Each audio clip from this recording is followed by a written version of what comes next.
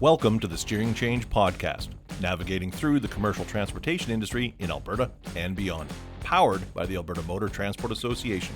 Here's your host, Kelsey Hipkin. Hello, friends, and welcome to Steering Change. As we record this, the temperature in Calgary, Alberta is 23 degrees Celsius. The city is greener than usual at this time of year with all the rain we've been having, and folks are getting outdoors as often as they can. What we are likely not thinking about right now is winter. Snow, ice, and bitter cold is headed our way once again, but what does that mean for driving habits?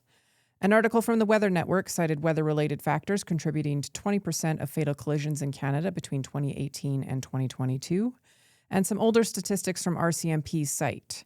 In 2017, nearly 30% of collisions reported to the National Collision Database happened on wet, snowy, or icy roads.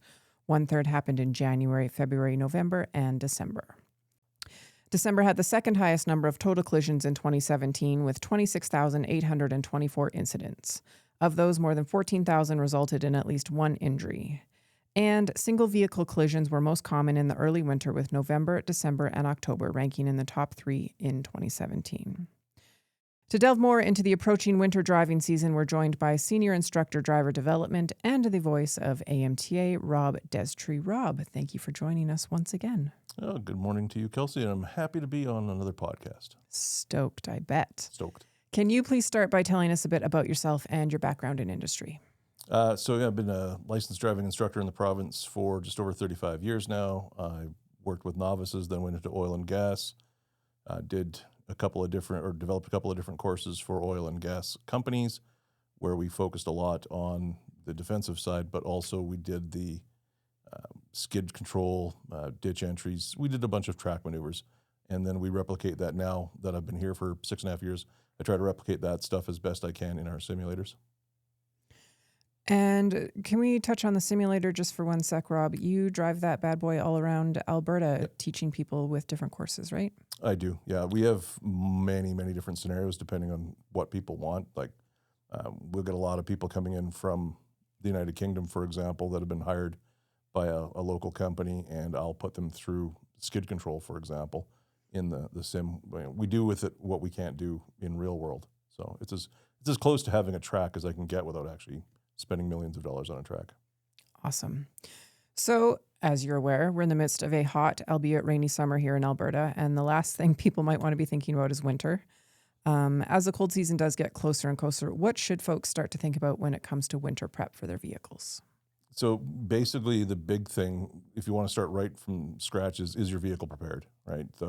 Are your tires, people will swap over from their all-season tires to their winter tires, albeit it's a lot of times too late. Like once this first snowfall hits, they're all flocking to the tire shops, and they're trying to get the stuff swapped at the last minute. If you can, October-ish probably is a good time to do it. If you can do it at home, great. If you've got the storage space. Winter tires do wear out a bit quicker on dry pavement, but not getting caught off guard, especially if you go to the mountains a lot, because again, in October, we could be 15 degrees here, but you get to the hills, especially around the field area, and there's 6 inches of snow on the road. Mm-hmm. So speaking of tires, can you, I don't want to say settle the debate, but can you talk to us about all seasons versus winter tires? Yeah, all season tires are often referred to as 3-season tires by tire people because they're not really a good choice in the wintertime. They harden up usually around 7 degrees, so they don't conform to the snow-covered roads or the icy bits as well. It's kind of like, wearing a leather dress shoe on snow, right? It's fine on bare pavement, and it might be okay in some snow, but you get on some ice, and that leather dress shoe gives you nothing. So there's a newer tire in the middle of that called an all-weather tire, which is a bit of a hybridization between an all-season and a pure winter. So they have a lot of the wear characteristics and handling characteristics of a all-season tire, but with the better grip afforded by a winter tire. Still not quite as good as a pure winter tire, right, in terms of traction on ice. But again, if you've got, you live downtown, work downtown, you do some road trips out to the mountains, they're probably a pretty good compromise for you, right? Because you can run them all year long. You're not going to be really caught off guard in the wintertime. and you don't have to store another set of winter tires, etc. Okay, so it's October. I've got my tires switched over. What else should I be doing to prep my vehicle? Fluids, belts, hoses, the normal thing. If your battery is struggling to start your car in the summertime, it's not going to work in the wintertime. You have had that happen? Or I have had that happen. yeah. So if it's going at this time of year, it's going to go click, click, click in the wintertime, and you'll be done. So battery health is a big one. But yeah, belts, hoses, coolant level, not only so with coolant level, coolant strength as well, right? Because if someone's just been adding like water to their coolant, it's going to throw off that freezing point. So, you can get it tested. Oh, interesting. And speaking of coolant, for your windshield washer fluid, should I just use whatever's in the garage, or am I going with the stuff specifically for cold weather? That's a great question. In this province, because of the extreme colds, go with the lowest rating you can usually find. I'm a big fan of a certain product that I won't mention their name of, but that has a de-icer in it as well. So when you do start getting that stuff that's starting to cake up on the wiper blades or along the edges, you can hit the washer fluid and it will help get rid of some of it. But please, for the love of everything that's sacred in winter driving, don't use your washer fluid to scrape your windows clean, right? The people that are running them on high and, they've got that patch the size of a credit card in front of them as the defroster. I wouldn't know. You wouldn't, yeah. And none of us have ever done that. But yeah, scrape your windows clean. Don't try to use your washer fluid to do the job of a scraper. But yeah, the colder, the better. Okay, great. So I've got my tubes, my washers, my tires all taken care of. Winter hits. It's a snowy morning. I'm getting ready to go to work. I have properly scraped my windshields. What else should I be doing for a potential pre-trip? Well, the big thing is, let's go right to the beginning. Do you even need to be out? Right? That's one of the most important questions is this trip necessary at all? Right? And again, I know that, we've gone from our work from home, people are being pulled back into the office or have been pulled back into the office. But if you're going to Red Deer or Edmonton or Grand Prairie for some reason, if it's not absolutely life or death, does it need to be done right now? Because we know that in this end of the province anyways, you can start off at 9 o'clock in the morning, it's -20 and you can't see 4 feet in front of you because of the snow. And then by noon, the sun's up and we've gone up to 4 degrees and things are starting to melt. So can you delay the trip? Is the trip even necessary? Now, that being said, make sure your windshields are all clear and free of snow, frost, that kind of stuff, plus also the grime that we get from splashing up off the road. Clean your headlights, right? Even just having a roll of paper towels and your jug of washer fluid, you can scrape off that coating of goo that's built up on your headlights, because, again, you need to stand out from the background better because, it's bright and white and your vehicles are blending in. So I am notorious for driving on that last quarter tank of fuel. Yeah. I'm a last minute filler upper, but in the winter I should probably be keeping that as full as possible. No less than half, ideally, because there's a few reasons. If you have underground parking or heated parking, the condensation that's remaining inside the fuel tank can actually freeze. So when you come out of the indoor warm area and you go outside, that can start to freeze up. You get more traction, right? Because, again, gasoline weighs 6.7-ish pounds, I think, per gallon. Oh. I hate using the gallon thing. Fun fact. I mean, yeah. So there's weight there too, especially if you're driving a pickup truck and you've got a massive 140, 150 liter tank. Fill the thing up, better traction. But also, you never know if you're gonna have to sit there on the side of a highway somewhere. I mean, I had to sleep on the highway outside Canmore one time because they shut the road down. And we were there from about 10 o'clock at night till 6:30 the next morning. So if you've got enough fuel, you can stay warm in the vehicle. But yeah, there's a whole other side of carbon monoxide to that we can get to in a bit if you want. Let's touch on that right now. Okay, yeah, so if you do have to run your engine to stay warm, ideally have your exhaust pipe downwind as much as possible. Crack the front windows open a little bit to get some fresh air in there, because cars' exhaust pipes leak. They're not completely sealed. So if you're wedged down in the snowbank at the bottom of a ditch waiting, that's not the best time to be running the engine, because if that whole exhaust area is closed off by snow, that carbon monoxide is going to go somewhere, and usually it'll migrate up through into the interior of the car. and it's silent, it's odorless, it's colorless, it's tasteless. You just get super sleepy, and then The you're silent done. killer. It has happened. I mean, there's Yeah. people have died while idling a vehicle on a highway. Okay. It's less likely, but yeah. Yeah. Point that to exhaust pipe downwind, etc. So, Rob, you mentioned that you have had to spend the night in the car Mm-hmm. during a storm. The road was closed before.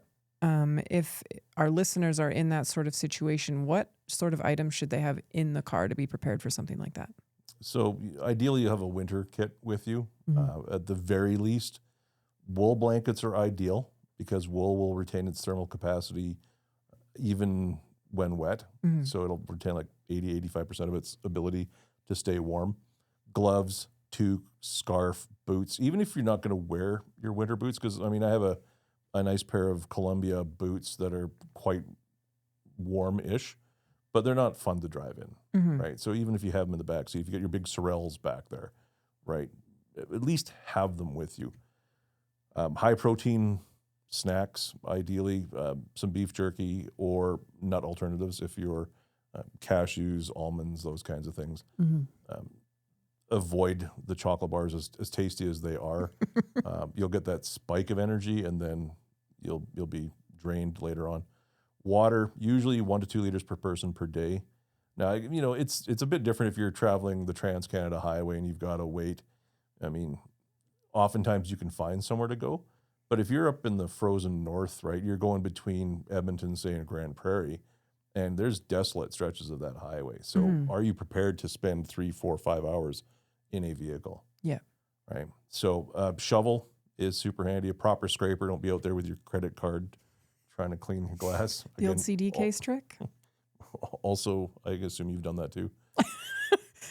But yeah, if you really want to go crazy, traction aids can be handy. Mhm. At the very least, kitty litter, the non-clumping kind, because the clumping kind turns to clay when it gets wet. But you can get traction mats, which I've seen a bit hit or miss. But kitty litter, I carry tow ropes, but if you're not versed in using them, you Mhm. probably shouldn't just throw them in there. And then the first time somebody gets stuck, you go bananas and end up breaking things, or worse, launching a tow hook through someone's windshield, because that has killed people in the past too. Yikes. So if Okay. you're not familiar with the procedures for towing, I mean, even a shovel. I've gotten people out with just a shovel and a little push. Yeah. Right. So What about candles? candles are great. The emergency candles, the long, slow burning ones with either waterproof matches or a lighter, and a tin or something to hold them in. Mm-hmm. Because if you're appropriately dressed with a blanket, that little bit of light, it's not going to throw off a whole lot of heat, but at least it gives you something, right? Yeah. Oh, and in terms of light as well, flashlights are great, because my favorite is seeing people trying to dig out a snow thing with their iPhone, or they're trying to do stuff with that, which is kind of pointless. Headlights are great. The ones with the band you put on your head, fantastic device. If you ever have a change of tire, they're outstanding for that. But you can buy flashlights that will also do like strobe effects too. So if you're broken down the side of the highway, it'll flash SOS or whatever for you. Yeah. Mag lights are good for that. Awesome. So just speaking of snowy roads, if I am the motoring public, I commute to the office on the regular. Are there specific steps that I should take or things that I should be aware of when I'm sharing a snowy road with a commercial vehicle? Well, they're throwing up a ton of snow. So if you're following behind, you're almost invisible to them. Mm-hmm. So get yourself into a position where you're visible, at least in their mirrors. And again, having the lights on helps dramatically, because you'll stand out from that snowy, drifty background better. Give them plenty of room. Tractor trailers do not stop well at the best of times. Throw them on ice and snow, and with a lot of weight. You don't want to, suddenly cut in front of one and have to brake, because you will not win that battle. Just give them the ability and the room to do what they need to do. And speaking of braking, I have done a couple driving lessons with you. Mm-hmm. If you are in snowy conditions, you maybe feel yourself starting to slip. Can you kind of talk about like line of sight, some tips for that? So At the end of the day, what gives you the best control is where your eyes are looking. Mhm. So if you want to steer around something, like if you're braking and you can feel your ABS kicking in and you want to go around something, don't look at that something. Look where you want to put your vehicle. That's a big thing. Everybody pretty much has ABS now, unless you're driving something that's super old. And the problem is we start to sort of rely on that, going, oh, yeah, I've got anti-lock brakes. They don't stop you quicker. Mhm. In a lot of cases, they actually will extend your stopping distance, especially on things like mud, gravel, or deep snow. So don't ever get lulled into that false sense of security that you're going to stop quicker. It gives you a measure of braking and a measure of steering. It's a compromise. So use that, what you've got, to steer around it. Now, if you're steering and the vehicle isn't responding, you can feel the ABS cycling. And I know a lot of people that are listening or watching this podcast have probably experienced that, where they feel the ABS pulsing away and they think, this isn't steering. Just back off the brakes a tiny little bit, like 5, maybe 10%, until that cycling slows a bit and your wheels start to roll. You'll get a bit better steering that way. But the other thing is you'll also take some of the weight off the front end and plant the back end down a bit, which is really important if you're driving like tall, short wheelbase vehicles like sport utility vehicles. Mhm. But yeah, never get into that false sense of security that your traction controls and your ABS and your all that stuff is going to save your bacon. Drive to conditions. And speaking of driving to conditions, snowplows. We're going to start seeing those out on the road. We've talked about kind of respecting commercial vehicles. They can't necessarily see us because of their snow clouds. What does that mean when it comes to passing or approaching a snowplow on the road? This would be a great place to segue into the thing we did with Volker Steven, wouldn't it? It would be a great place. Why don't you tell people If only we had videos about this. So we done a little thing with Volker Steven, and I ran a plow for a season. So the big thing that you have to understand with the snow plow is it's moving slower than the majority of highway traffic. They're going to be limited to 50 or 60K, even on Deerfoot, Stony, Highway 2. They're not going to be going that quick. They're generating a giant snow cloud as they push snow. So if you're driving along the highway and you're like, wow, there's a giant snow cloud moving along in front of me, I wonder what's inside that snow cloud. It's probably a snow plow. So with the advent of the blue and yellow lights, I find it makes them a bit easier to see. Mm-hmm. Some companies are still running just the yellow or the amber and red. But again, if they're plowing the left lane and they're pushing stuff, be careful.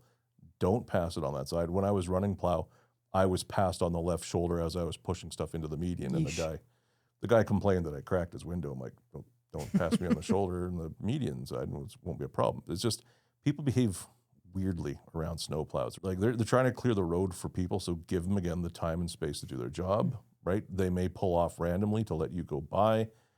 They may have to touch up an intersection. So they may come up to it, drop some sand, again, stay back, give them the room to drop the sand. It's another thing too, if they are sanding, that sand goes everywhere, right? So they could be dumping a couple 100 kilos of sand every kilometer, give them room for that sand to do its job, right? And as Rob alluded to, we have done both a YouTube video with our friends at Volker Steven and have an episode with Warren Stasiak at Volker Steven covering kind of extensively what snowplows do, snowplow safety, sharing the road, all those sorts of things. You mentioned you have done a season as a snowplow driver. We know and can probably share some stats in the show notes just so everyone is aware. Both near misses and hits. Can you talk a little bit about, I know you've covered it, like don't drive into a cloud, don't drive around the median, but have you ever had any of those sorts of experiences? Well, like I said, someone passed me on the left-hand side while I was trying to plow into the left-hand median. I've had people just stop in the middle of Stony Trail while I'm trying to plow. I have no idea why you're stopped in the middle of 5 lanes, but all right. They'll try to pass you at the most inopportune times, like at an intersection. I'm trying to push the snow. I had a guy try to come by me on the right-hand side while I'm trying to push to the right side as well, and I probably launched 100 pounds of snow onto his hood and windshield. So it's like, if the blade's down and pushing that direction, don't go by it on that side. The other thing too is if the plow is running a wing blade, so a lot of the plows on Stony Trail and whatnot will have a right wing. Every once in a while, you'll see a left wing equipped plow, but there's strobe lights out on that end of that wing, but they're very hard to see through that cloud of snow. And Volker will attest to this as well. they've got a lot of pictures of people who have piled up onto that right-hand wing, trying to go by them on the right-hand shoulder, right? So again, back off, hold out. They're probably going to pull over in a little while to let you go by anyways. Is the 2, 3, or 4 minutes you're going to save by taking that risk worth it? And in a lot of cases, no. Exactly. And like you had said earlier, should I be traveling today at all?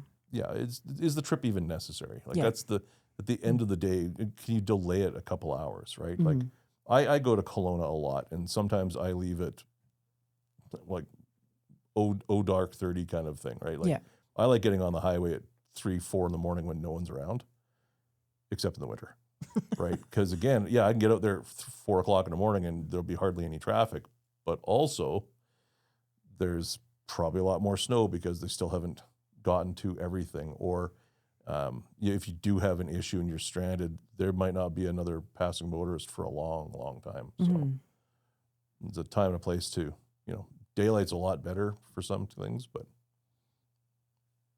Yeah, we definitely encourage you guys to show some patience, be safe out there. Rob, are there different resources would you recommend, like the Alberta 511s out there for people to check road conditions ahead of time? Yeah, pretty much every province has one. There's Drive BC, Alberta 511. I believe Saskatchewan's is 511 as well.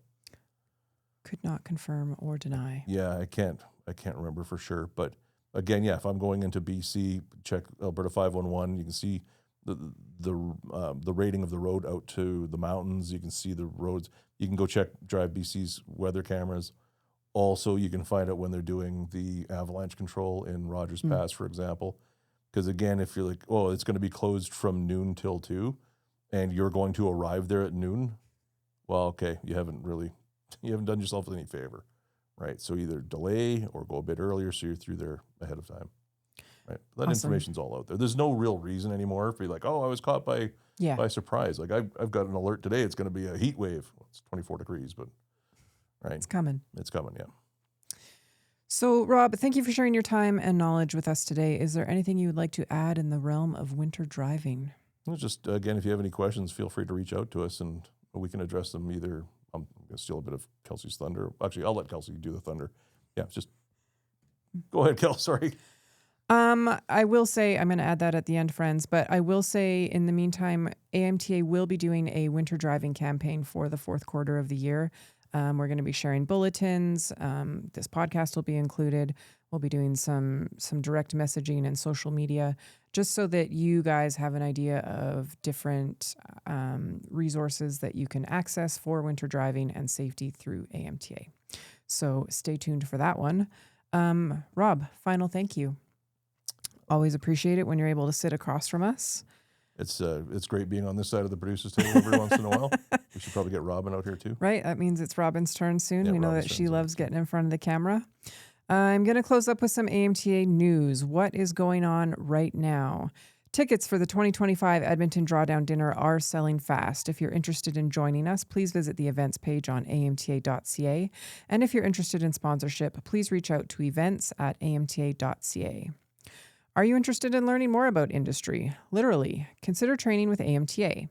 We offer hundreds of courses and resources that will set you up for success, including our Certified Transportation Safety Coordinator course. For full details and our course calendar, please visit amta.ca.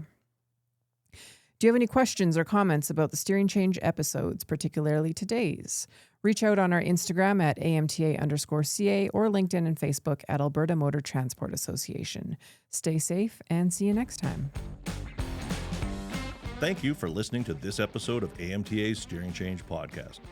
The views expressed by guests of the Steering Change podcast are their own and may not reflect the views of AMTA, its hosts, or sponsors. Did you have a question that you would like answered on an upcoming episode of the Steering Change podcast? We want to hear from you.